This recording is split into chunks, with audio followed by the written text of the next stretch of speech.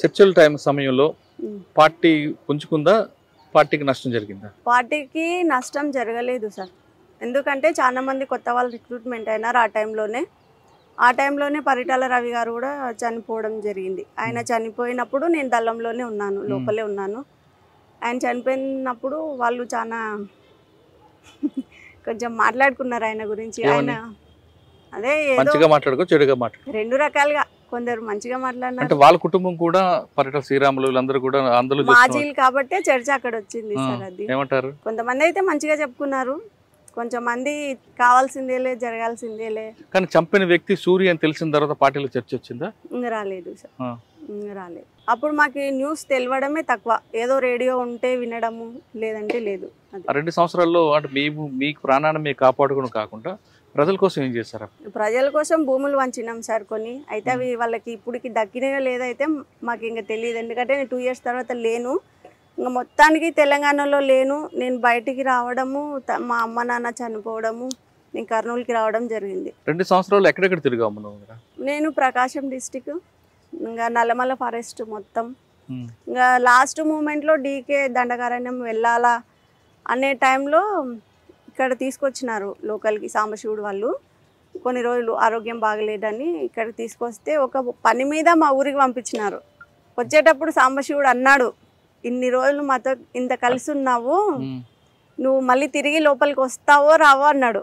ఎందుకు అట్లా అంటున్నారు అంటే, ఏమో పోయి రాపో చెప్తా అన్నాడు. ఆయన అన్నాడు, నేను వచ్చినాను. ఇంటికి వచ్చేపాటికి మా అమ్మ మా నాన్న చాలా బాధపడి ఏడ్చి అసలు ఇంకా పోవడానికి వీలు లేదన్నట్లా చెప్పినారు. అయినా కూడా నైట్ అంతా వేరే ఇంట్లో స్టే చేసినాం ఊర్లోనే. ఇంకా తిరిగా వచ్చేటప్పుడు వాళ్ళని వదిలి రాలేకపోయినాను. మా అమ్మ మా నాన్న కోసం నేను బయట ఉండిపోయినాను, వాళ్ళు నన్ను వదిలిపోయారు. పార్టీలో మీకు చేసినప్పుడు మీకు బాగా గుర్తుండిపోయిన సంఘటన చెప్పండి. ఎన్కౌంటర్లు కానీ లేదా మీరు చేసిన దాడులు కానీ? ఎన్కౌంటర్ అంటే నా వెపన్ ఫెయిల్ అవ్వడమే పెద్ద హిస్టరీ సార్. అది ఆర్కే నా కోసం చాలా ప్రయాసపడినాడు. ఆయన బాటిల్లో నీళ్ళు మొత్తం నేనే, ఆయనకు అసలు ఏమో ఒక చుక్క నీళ్ళు కూడా లేవు, గ్లూకోండి కలుపుకుంటూ తాపించుకుంటూ తీసుకుపోయినాడు ఆయన్నే. ఆ ఎన్కౌంటర్ మొత్తంలో ఒక 2 రోజులు చాలా కష్టపడినాం. ఆ ఎన్కౌంటర్ వలన చాలామంది మిత్రులను కోల్పోయినాము, చాలాసార్లు ఏడ్చినాము. మేము కూడా ఏదో ఒక రోజు పోయే వాళ్ళమే అనుకున్నాం, కానీ మళ్ళీ తిరిగి బయటికి వస్తాను నేను ఎక్స్పెక్ట్ చేయలేదు, కానీ వచ్చిన. కానీ వాళ్ళు చేసిన దాడుల్లో మీరు ఎక్కడ పాల్గొన్నారు? పాల్గొన్నాం. ఎక్కడ? ఒక పర్సన్ని పట్టుకున్నాము, అంటే ఇంటికి వెళ్ళి డైరెక్ట్గా ఊరికి వెళ్ళి కోవర్ట్ తను. మేము ఎప్పుడు వచ్చినా కూడా పోలీసులకు ఇన్ఫర్మేషన్ ఇస్తూ పట్టిస్తూ ఉండే. అట్లాంటి పర్సన్ని పట్టుకున్నాము, ఊరి బయట కట్టేసి కొంచెం కొట్టడం అట్లా జరిగింది. దానిలో నేను పాల్గొన్నాను. ఇంకా ఇంకొకటి వచ్చేసి మాలోనే కోవట్లు ఉంటారు కదా సార్, మాలో ఒక పర్సన్ ఉండే కృష్ణ అని, ఆదివాసీ అబ్బాయి. ఆ అబ్బాయి కోవట్టుగా మారినాడు, లోపలే ఉండి మా వాళ్ళని చంపడానికి ట్రై చేసినాడు. అట్లాంటప్పుడు ఆయనను పట్టుకున్నాము, ఇంకా కొట్టినాం లేని సార్. చాలా నిన్న కడిగి కొట్టిన తర్వాత ఆయన తప్పించుకుపోయినాడు, ఇంకా దొరకలే మాకు. నువ్వు పెద్ద నాయకుల పని చేసావు, ఆర్కే గానీ సాంబశివుడు గానీ. శాఖమూరు అప్పారావు గారి దగ్గర చేసావు, రామకృష్ణ గారి దగ్గర చేసావు, సాంబశివుడు దగ్గర. ఇంత పెద్ద క్యాడర్లో పనిచేసినప్పుడు ఏం నేర్చుకున్నావు? క్రమశిక్షణ నేర్చుకున్నావా? ఏం నేర్చుకున్నావు? ఎందుకంటే వాళ్ళు ముగ్గురు కూడా అంటే మనం ఏ పొజిషన్ లో ఉన్నా గర్వపడకూడదు అనేది వాళ్ళ నుంచే నేర్చుకున్నాం. ఒకరి గురించి చెప్పమ్మా. శాఖమూరు అప్పారావు గారి దగ్గర నేర్చుకున్నావు? ఆయన దగ్గర నుంచి మంచి స్మైలింగ్, ఎప్పుడు ప్రశాంతంగా ఉంటాడు. ఎంత పెద్ద సమస్య వచ్చినా భయపడ్డు, ఏదో ఆలోచించి పరిష్కారం చేద్దాంలే. ఇప్పుడు ఆయన నుంచి ఇప్పుడు నేను కూడా అట్లనే సమాజంలో కొనసాగుతున్నాను. ఎన్ని సమస్యలు వచ్చినా సరే, అది అక్కడి నుంచి వచ్చినదే. ఇంకా ఆర్కే నుంచి అయితే చాలా అంటే చాలా నేర్చుకోవాల్సి వచ్చింది సార్. ఆయన చదువు చాలా పెద్దది, చాలా పెద్ద కుటుంబంలో పుట్టినాడు. అంత చదువు ఉన్నప్పటికీ ఆయన సమాజాన్ని వదిలి అడవి బాట పట్టుకున్నాడు. ఆయన ఎప్పుడు బుక్కులే చదువుతుండే, వేరే పని ఏం చేసలేకుండే. నాకు నా నైట్ సెంట్రీ వేస్తే నా సెంట్రీ అయిపోయేంత వరకు ఆయన మేల్కొని ఉండాలా. నేను అట్లయితేనే డ్యూటీ చేస్తా, లేకపోతే చేయకుంటుంటే ఎందుకు ఎవరైనా వస్తారేమో అని మళ్ళీ భయం కదా, చిన్నపిల్లని కదా. ఫస్ట్ సెంట్రీ నాకే వేస్తుండ్రి. ఎవరిని సైలెంట్ ఉండాలా, పండుకోవాలా, అడిసొద్దు అనుకుంటే బాగానే చెప్తుంటే ఆయనను మాత్రం పండుకొనికుంటుంది. నా డ్యూటీ అయిపోయినాక నువ్వు పండుకుందు అంటే అట్లనే బుక్కులు చదువుకుంటూ కూర్చుంటుండే. ఆయన ఎల్లిపాయలు తినేవాడు కాదు, నేను ఉల్లిగడ్డలు తినేదాన్ని కాదు. ఆ విషయంలో ఇద్దరికి చాలా సార్లు నవ్వుకున్నాము. చాలా ఆయన ఫుడ్ మాకి మామూలుగా న్యూట్రిషన్ ఫుడ్ ఇస్తుంటారు కదా, ఆ ఫుడ్ కూడా తను కొంచెం తీసుకొని తన దానిలో నాకు షేర్ ఇచ్చేటోడు. నువ్వు ఎక్కువ తినాలి, నువ్వు ఇంతనే ఉన్నావు, ఎక్కువ తిని చాలా బక్కగా ఉండేదాన్ని అప్పట్లో. అట్లా ఆయన చాలా ఫ్రెండ్లీగా ఉండేవాడు. సాంబశివుడు కూడా ఆయన తండ్రి లాగానే మాకైతే.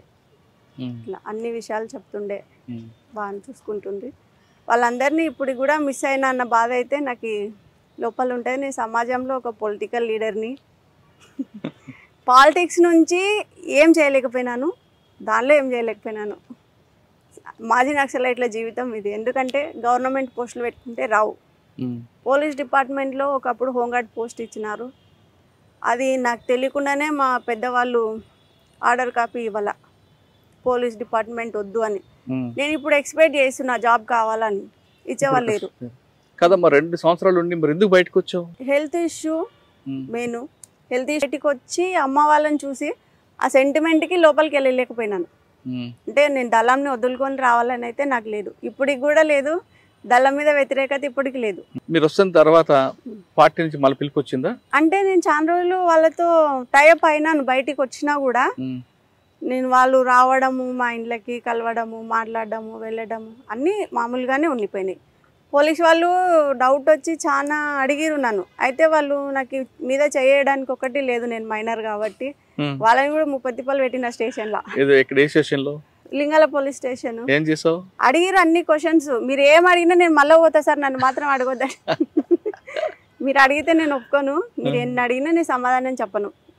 నాకు అన్ని తెలుసు, తెలియని నేను చెప్పను, నాకు తెలిసినా నేను మీకు చెప్పను. కొట్టలేదా? ఇప్పుడు కొట్టలేదు సార్. నెల రోజులు పెట్టిరు స్టేషన్లోనే. భోజనం పెట్టారా? భోజనం పెట్టిరు. అప్పుడు ఎవరు ఎస్ఐ మీకు బాగా చూసుకున్నది? ఆయన ఏమో రెడ్డి సార్, ఆయన పేరు ఏం పేరు. మీకు బాగా ఇబ్బంది పెట్టిన ఆఫీసర్ గానీ బాగా చూసుకున్న ఆఫీసర్ ఎవరన్నా గుర్తున్నారా? ఎవరు ఇబ్బంది పెట్టలేదు సార్, అందరూ బాగానే. బాలు నాయక్ ఎస్ఐ అని బల్మూర్ స్టేషన్లో చేస్తుండే ఆయన. మేము దళంలో ఎక్సర్సైజ్ చేయడము, ప్రాక్టీస్ చేయడము వీడియో ఆయన దగ్గర ఉన్నింది. ఆయన మా వాళ్ళని తీసుకొచ్చి చూపించిండు, స్టేషన్లో కూర్చోబెట్టి. మీ అమ్మాయికి రాళ్ళని చెప్పిర్రు, ఏం తెలియదు అని చెప్పిర్రు. అసలు ఆమెకు భూమి మీద నూకలు ఉండే కాబట్టి ఉన్నది, లేకపోతే ఉండే మంచి కాదు, ఏజ్ తక్కువ ఉంది కాబట్టి ఏం చేయలేకుంటున్నాము, చూడండి ఆమె యాక్టివిటీస్ అని ప్రొజెక్టర్లో అది టీవీలో పెట్టి చూపించినారు. మా వాళ్ళే నోరు మూసుకున్నారు ఇట్లా. అంటే మేము గన్స్ తో చేయడము అవన్నీ దానిలో మా దగ్గర లేదు సార్. అప్పుడు స్టేషన్ లో కూడా మాకేమి ఇలా చూపించిర్రు, మా వాళ్ళే నమ్మలా. అది ఇప్పుడు కూడా మర్చిపోను సార్ ఆ సంఘటన. గురునాయక్ సార్ ఎస్ఐ అప్పట్లో మేము సరెండర్ అయినప్పుడు. శ్రీనివాస్ రెడ్డి ఎస్పీ. శ్రీనివాస్ రెడ్డి గారా? ఆయన ఏమన్నారు? ఆయన హోమ్ గార్డ్స్ ఇంటర్వ్యూ అప్పుడు వచ్చినారు. ఎందుకు వెళ్ళావని తిట్టలేదా? లేదు సార్. ఇంకా ముత్తయ్యనేమో సిఐ ఉండే సార్ అచ్చంపేటలో, ఆయన కూడా అడిగిండు, గన్ను కూడా పెట్టిండు. మా అమ్మని కూర్చోబెట్టి పక్కన నీ కూతుర్ని చంపేద్దునా అని అంటే మా అమ్మ ఏడ్చింది. భయపడద్దు, వాళ్ళు చంపర్లే అని చెప్పిన. చంపేటోళ్ళు అయితే ఇటు దాకా తేరలే. అసలు యాక్చువల్గా అంటే నేను బయటికి వచ్చిన తర్వాత 2 నెలలు అజ్ఞాతంలో ఉన్నా. నేను బయటకు వచ్చినాను ఎవరికి తెలియదు. 2 నెలల తర్వాత మా సిస్టర్ మ్యారేజ్ ఉంది. అప్పుడు మ్యారేజ్కి నేను అటెండ్ అయినా ఎట్లయినా ఇన్ఫర్మేషన్ పోతుందని, వాళ్ళ ఇంటి దగ్గర రాకూడదని నేనే స్టేషన్లో వెళ్ళి సరెండర్ అయినా డైరెక్ట్. తర్వాత జైలుకి వెళ్ళావా? లేదు సార్, అప్పటికి చిన్న పిల్లలు కాబట్టి బయట పంపించారు. అది బయట పంపిన తర్వాత ప్రశాంతంగా ఉందా జీవితం? పర్లేదు సార్, నాకైతే ఏం ప్రాబ్లం లేదు. సాధారణంగా బయటకు వచ్చిన వ్యక్తులు నయం కలుస్తుంటారు, మీకు కలిసారు? లేదు లేదు సార్, అసలు వాళ్ళని నేను చూడనే లేదు. కాదమ్మా, బయటకు వచ్చిన మాజీ నక్సలైట్లు అందరూ బాగా సంపాదిస్తారు, డంపుల్లో డబ్బులు తీసుకొచ్చారని ఒక ప్రచారం ఉండేది. ఎవరు తీసుకురాలేదు సార్. తీసుకొస్తే ఇప్పుడు ఎంతో మంది నక్సలైట్లు డ్రైవర్లుగా, హోంగార్డ్స్గా పొలాలు దున్నుకుంటూ కూలీ పని చేసుకుంటూ, ఎవరి వరకే ఎందుకు నా వరకే చూసుకోండి సార్. నేను అంత పెద్ద లీడర్స్తో ఉన్నా, నేను రూపాయి తెచ్చుకోలేదు. గవర్నమెంట్ నాకు రివార్డింగ్ ఫండ్ అని 25,000 సరెండర్ అయినప్పుడు ఇచ్చింది. ఇంకా అది తప్ప నుంచి నాకు గవర్నమెంట్ నుంచి ఇప్పుడు దాకా ఒక్కటి కూడా వచ్చిందే లేదు. అందరికి ఇల్లులు వచ్చినాయి, ఫ్లాట్లు వచ్చినాయి, అన్నీ వచ్చినాయి.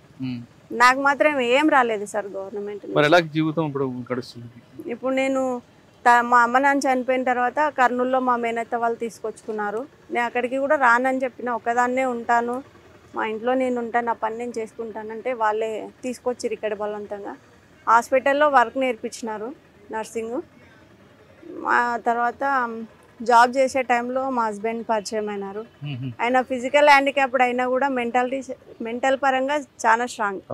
మనం అంత స్ట్రాంగ్ ఉండలేం, ఆయన ఉన్నంత స్ట్రాంగ్.